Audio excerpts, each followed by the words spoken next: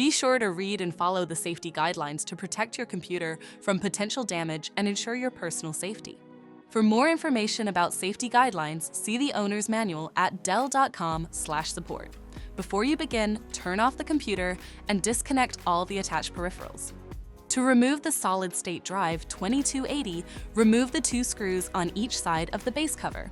Loosen the 3 screws at the back of the cover and the 1 screw at the front to lift the cover off the system. Find and disconnect the battery cable. Identify the solid-state drive and remove the screw securing it. Unlatch and remove the drive from the system.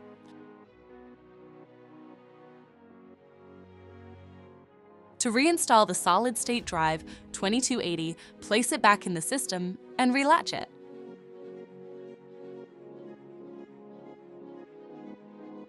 Tighten the screw to secure it.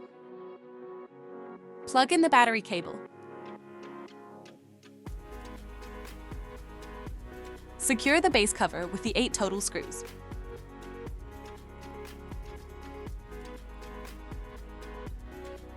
For more information about your Dell system, visit dell.com/support.